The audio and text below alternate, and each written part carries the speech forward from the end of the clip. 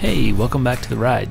If you're just now joining us, we're 3 days deep into exploring southwest Colorado with my good friend and fellow YouTuber, Jason Kirchie, aka Swell Runner. So far, we've taken on some interesting trails, camped at some epic camps, fought off mild altitude sickness, kept the cattle ranchers in business, and prowled around several incredible mining history landmarks. Today, we're up and at 'em for more, so buckle in and let's ride.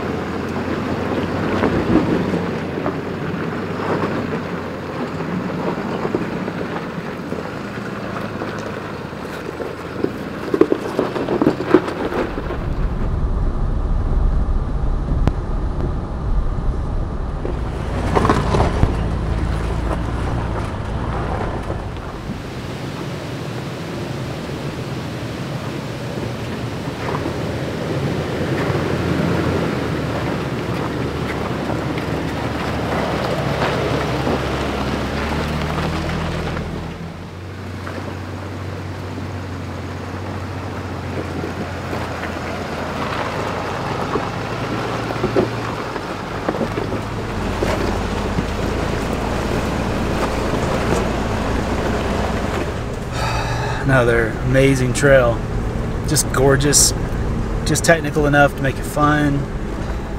Wow, and look at these aspens, they're already turning up here.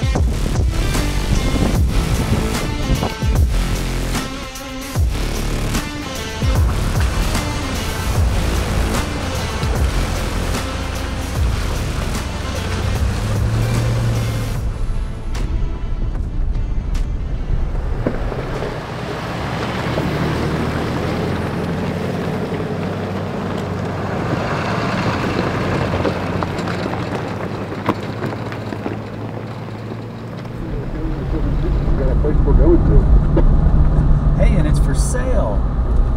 That is crazy. Welcome to the ghost town of Carson, Colorado. Nestled in the edge of an evergreen thicket at 11,500 feet, these well-preserved buildings are all that remains of one of the most inaccessible ghost towns in Colorado. Wow. Pretty good at that. He was going to land on my hand. Finger snack, finger food. Yeah. Hey, by the way, folks, don't feed the wildlife. Yeah, don't do it. Don't feed the wildlife. Mining in this area got its start thanks to a man known as John Christopher Carson, who in 1876 spent a considerable amount of time prospecting here and around Leadville, Colorado, before eventually returning in 1881 to file claims on both sides of the Continental Divide. About 7 years ago, I got a real cute picture of Caroline with her mama right there. The 1882 original town site, now named Old Carson, was founded almost another 1,000 feet higher up and straddled the mountaintop along the Continental Divide. But the high, unprotected tundra above the tree line proved to be a miserable location when the brutal winds and heavy snows set in. Because of this unforgiving location, very few signs of the old town remains up top, whereas the more protected location here was far less prone to avalanches and now gives us a glimpse into what life must have been like for the more or less 500 miners that came here to seek their fortune. Of the roughly 150 claims that were filed here in the 1880s, about a dozen of them proved to be lucrative investments rich in silver, gold, lead, copper, iron, and zinc. The St. Jacob mine alone reported over $1 million in ore being pulled from its depths during its heyday. As with almost every mining story, the town came to a swift end when in 1902, the biggest operators in the districts sold out and working capital became scarce for the larger operations. By the next year, the post office here had closed and only a handful of independent miners were left behind to scratch at their claims until they too made their way down the mountain for the last time. In the end, it wasn't so much that the mines were played out, it was more so that the demand for the minerals had slipped and prices no longer made mining in this remote, inaccessible part of the Rockies worth the immense effort. I wonder if those hardy folks ever dreamed that nearly 150 years later, tourists in cozy four-wheel drives and side-by-sides would casually drive up the mountain to see a place where they once fought the elements to survive while pursuing their dreams. It's places like this that make me wish for a time machine so I could see firsthand what life would have been like here in Carson. How interesting it would have been to sit and listen to their stories of living in a truly wild Colorado and to hear their strategies for finding the riches that lie beneath. During our time here, we found out that this area is privately owned and currently for sale, along with many of the mines themselves. So if any of you want to go in on reviving an old ghost town and trying our hand at finding the motherlode, let me know down in the comments. Oh, and if you ever get the chance to visit this incredible place, be sure and leave it better than you found it. We're fortunate that the owners allow visitors, but it's up to us to make sure that it stays that way by helping protect it for future generations. Pretty crazy, huh? It's really crazy. Super cool. I don't know that I've ever been to... I don't think I've ever been to a spot quite like this. Yeah.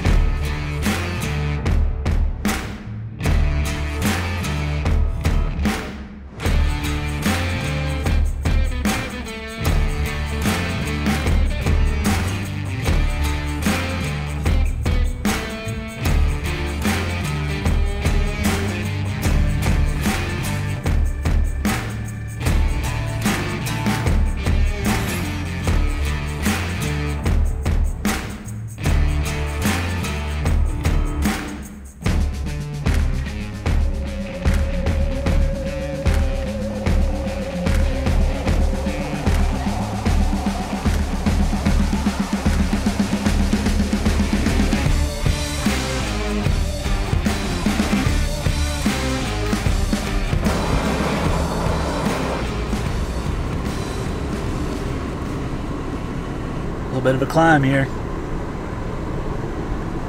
Just hit 13,000 feet.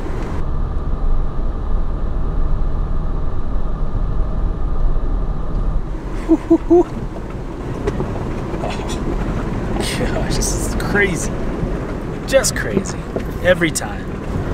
Colorado, you never cease to amaze me.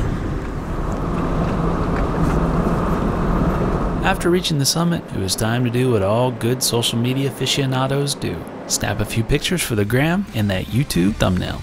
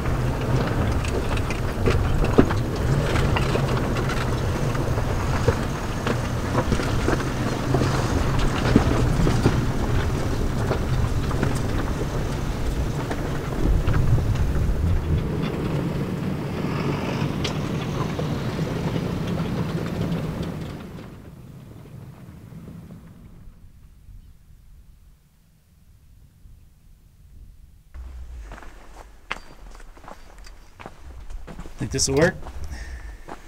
Yeah. Yeah? Did you show everybody the view? I haven't yet. I'm doing the whole YouTube thing where you kind of tease them just a little bit first. Well, just make them stick around. Just you wait. Just you wait. Because it's something else. Little worried. Yeah, if the wind picks up, we're going to be kind of like, I don't think the wind's going to pick up. I think we're going to be all right. Don't think it's the time of year wind picks up. Thinking good thoughts here. We're hoping. I think it's going to be fun. Famous last words. There's also, you know, the LSO curse. We kind of have the habit of calling the wind. So, oh, really? Yeah. Well, we haven't had wind yet this week, so far so good. Do you imagine cooking from this tonight? Oh my gosh. Look, this So is the downside to a big truck. Sometimes the way things work out, yeah, you know, but it's all right. It's all right. I'm not going to cook off the back of here tonight, so it'll be fine. All right, Ray, showing the view. Ratio on the view? Ready? I'm tired. My words don't come out very clear. What'd you say? You're ready to show them the view. Yes! Let's show them the view! Dum da da da! Vanna White it. There you go. Yeah. It is sad to see so many dead conifers, but still a great view. One day it will be again. These little guys, they survived. Drop all those seeds up there, buddy. Look, I'm still in frame. You're still in frame. I'm like 3 feet away from you. This lens is just massive. Massive. Kind of like this place. Holy cow. Wasn't expecting this, but we'll take it. Oh. Colorado, baby. Colorado.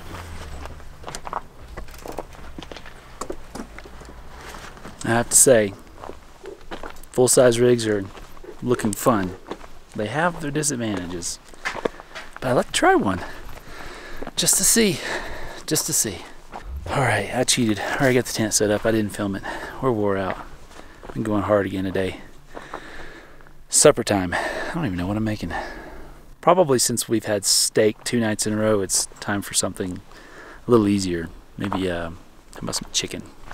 We'll do some chicken. All right, for dinner, we got chicken skewers, chipotle flavored, leftover mushrooms, this guy, and the leftover asparagus from that other bunch. So, pretty quick and easy. There he is. Woo. Dead cat. Burnt the dead cat. I only really want these top pieces anyhow.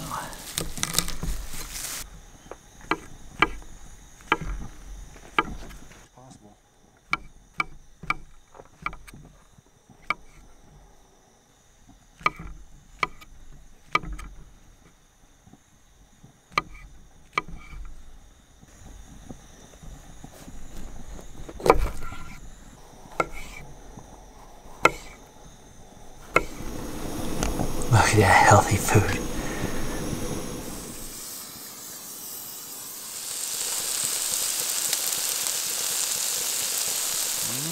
What we got going over here?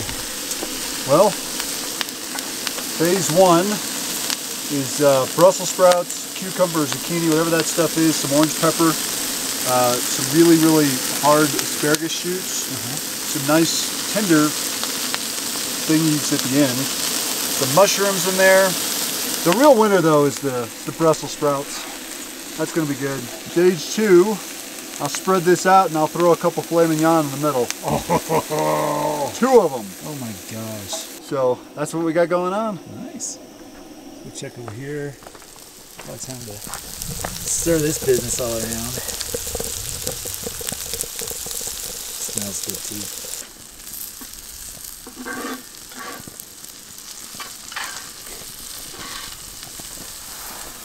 Oh yeah. What do you think? That ought to do. How's it going over here? Oh man. First dinner. I'm not allowed to love it. Beef. Fish flush. Looks so good. I'm starving. It's going to be amazing. I'm so hungry. Woo! Let's do it. Oh yeah.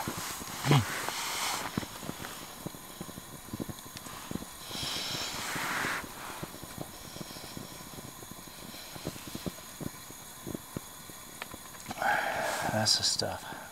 Thanks so much for riding along. And hey, if you like this video, we'd love to have you subscribe to the channel so you don't miss even more Overland adventures.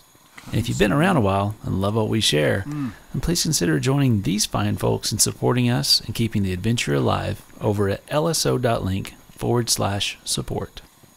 Thank you, patrons, for all your support. We wouldn't be here without you.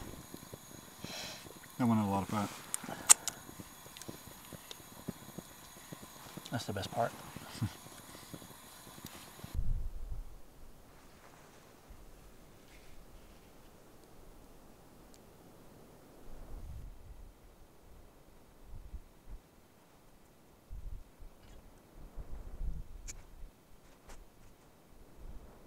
All right, folks. Well, what a day. Got to see some amazing stuff. Got to drive some incredible trails, entertaining trails, gorgeous trails, challenging from time to time, and got to do it spending time with my friend Jason. You just can't ask for much better than that. Topped it all off with yet another epic camp, delicious dinner. It's just the recipe for perfect adventure, in my opinion. But now it's time. It is time to get some sleep. I'm wore out. We'll see you. I think that was Jason. We'll see you on the next one. But until then, remember to stay curious and leave it better than you found it.